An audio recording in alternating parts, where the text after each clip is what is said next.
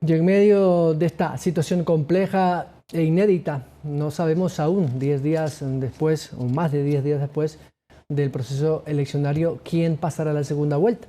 Ya han escuchado a los miembros del CNE que por algunas actas o algún papeletas que llegan del exterior no se puede comprar el 100% de los votos, pero estamos ante una situación, como digo, inédita y que genera mucha incertidumbre en la opinión pública. ¿Cómo interpretar esto? Se lo preguntamos esta mañana a nuestro primer invitado, el doctor Carlos Aguinaga, ex presidente del Tribunal Supremo Electoral. Doctor Aguinaga, qué gusto, ¿cómo está? Buenos días, para mí es un gusto compartir con ustedes y con los televidentes y esclarecer algunos aspectos en esta materia.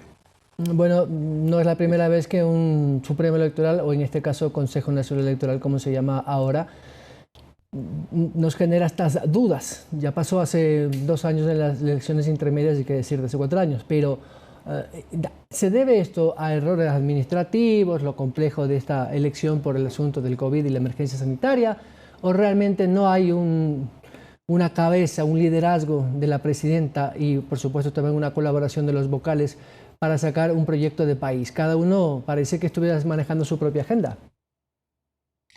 Bueno, las elecciones de presidenciales conllevan tres escrutinios. Primero, el escrutinio de mesa a nivel de junta receptora del voto, que ese es el día de las elecciones. El segundo escrutinio es el escrutinio provincial de la junta provincial, que se debe llevar hasta 10 días, dice la ley. Y el escrutinio nacional, que se instala entre el tercero y séptimo día y que el Código de la Democracia no establece un plazo de terminación como han manifestado que es de 10 días, no, establece que se instale después del tercer día de la elección y antes del séptimo y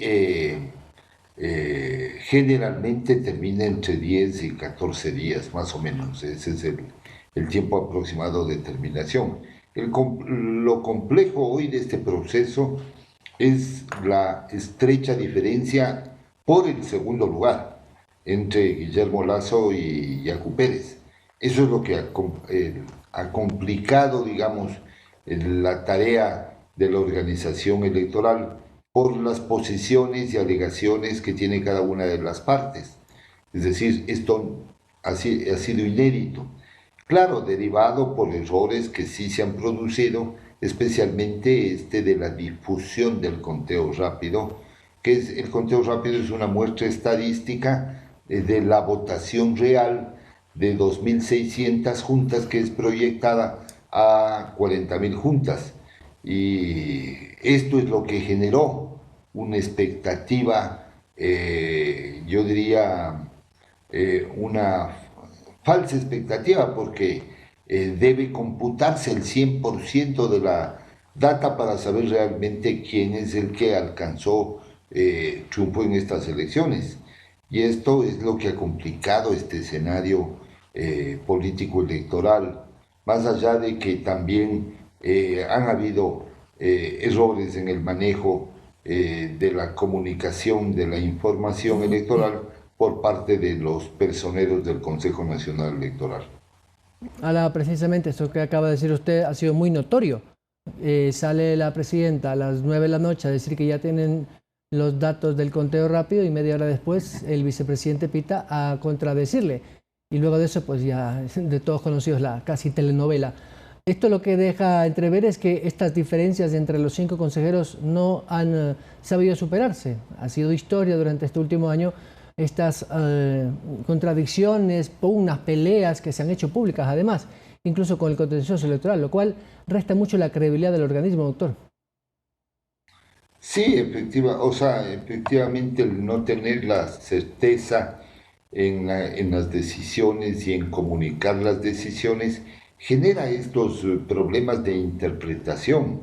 O sea, lo lógico, lo recomendable era que el conteo rápido no se entregue a un notario público y se le diga al notario: vea, yo le entrego para que una vez finalizado el escrutinio usted lo abra y se compare, en virtud de que hay una diferencia muy pequeña entre el segundo y tercer candidato, que es inédito. Pero así yo elementos que constitutivos de lo que manifiestan algunas personas respecto a la existencia de un fraude, no lo veo, no existe. Yo no he encontrado pruebas así contundentes que denoten que hay algún tipo de irregularidad. Doctor, y hay algunas denuncias que más allá de ser eso, denuncias, es un país lleno de denuncias siempre, no dejan de sorprendernos, por no decir manchar la transparencia del proceso, o por lo menos generar una cortina de duda. Primero lo que denunció la revista Semana en función de una acción militar y posteriormente de la Fiscalía colombiana que hablaba de una presunta donación de un grupo terrorista colombiano hacia la candidatura de uno de los finalistas. Uno, dos. Y ya tendremos más adelante. El coordinador de la Comisión Anticorrupción de Manabí ha denunciado que el suegro del señor Arauz, el señor Vélez, Vicente Vélez, para ser exactos, tiene alguna injerencia y habría, según la denuncia, hecho alguna gestión al interior del CNE en Manabí para, evidentemente, favorecer a su yerno. Eso habrá que dejar a la investigación de las autoridades, pero este tipo de denuncias generan alguna preocupación en la opinión pública. ¿Cree que es parte de estos procesos políticos? A ver, bueno, lo que es realmente grave es la denuncia respecto a unos supuestos aportes de dineros ilícitos provenientes de la guerrilla del narcotráfico. Eso es una infracción muy, muy, muy grave, es un delito adicionalmente. Y esto puede generar, de ser comprobado, la descalificación del candidato electo o no, dice la norma del Código de la Democracia, eh, eh, y realmente puede trastocar las condiciones de la participación política electoral. Pero obviamente esto debe seguirse un debido proceso, debe probarse, debe comprobarse. No sabemos todavía los elementos de la investigación que ha entregado la Fiscalía de Colombia, y le corresponderá a la Fiscalía de Ecuador establecer justamente esta investigación para determinar las responsabilidades. Pero la sanción aquí es muy grave. De comprobarse este hecho sería muy lamentable. Ya han habido, no solo en Ecuador, en algunos otros países, estas denuncias de injerencia o aportes de dinero en la política por parte de grupos irregulares o de grupos vinculados al narcotráfico, lo cual está prohibido por las legislaciones. El otro tema, el tema de Manabí con la Universidad Técnica de Manabí. Eh, Realmente el denunciante debe probar, ¿no?, que se produce algún tipo de favoritismo.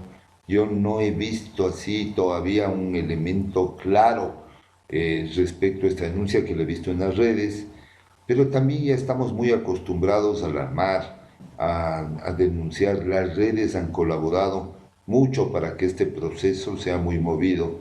Hay mucha noticia falsa, mucha denuncia sin sustento, hay denuncia con sustento que no se le toma en serio, ¿no es cierto? Entonces, no ha habido los canales adecuados para establecer unas condiciones de comunicación adecuadas para este proceso electoral, ni tampoco han habido las respuestas necesarias y contundentes para evitar aquello. Yo sí creo que el plan de comunicación e información del Consejo Nacional Electoral respecto a este tipo de incidencias debe ser mucho más contundente en esta segunda vuelta. Ojalá tengan la asesoría necesaria y la inteligencia emocional necesaria para sopesar, para evitar esto, para que se haga una campaña de educación en valores, en promoción al ciudadano, fundamentalmente para que no se deje engañar por noticias falsas y no se deje comprar las conciencias. Eso es lo fundamental. Desde el colectivo Voces por la Democracia, estamos muy preocupados por el desarrollo de este proceso electoral y hoy, en las próximas horas, en conjunto con otras organizaciones de la sociedad civil vinculadas con democracia, vamos a sacar una postura democrática respecto a lo que está viviendo el Ecuador. Doctor, ¿y qué pasaría si a partir de la proclamación de resultados oficiales, como ha dicho la presidenta, se puede presentar cualquier recurso por parte de cualquier actor político, en este caso la candidatura del señor Pérez o de la candidatura del señor Lasso? ¿Esto puede entorpecer el siguiente proceso de la segunda vuelta? Digo yo, porque claro, estamos a poco más de un mes, pero mientras no haya esta definición, el señor Pérez ha dicho que va a presentar un recurso en el contencioso electoral. Esto podría generar otro conflicto y alargar más esta situación. ¿Qué podemos esperar de aquí a los próximos días una vez que se conozcan los finalistas? Bueno, el artículo 161 del Código de la Democracia es absolutamente claro. Dice que los dos binomios que pasan a la segunda vuelta,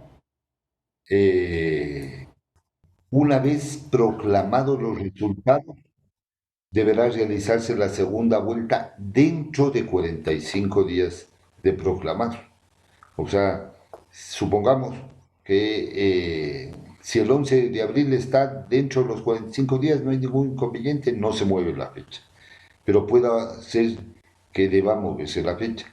Y el Consejo Nacional Electoral está facultado para establecer una nueva fecha, porque también puede haber la impugnación, el recurso subjetivo contencioso electoral sobre la validez de las votaciones o sobre la validez del escrutinio. Y esto va a resolución del Tribunal Contencioso Electoral. Obviamente, este tipo de recurso no tiene efecto suspensivo, el proceso continúa. Sin embargo, sí es un inconveniente que va a estar 3 semanas, un mes, la atención de la ciudadanía del país en la resolución del Tribunal Contencioso Electoral y se puede constituir en una desventaja para el candidato que va a ingresar segundo en relación al candidato que va a ingresar primero.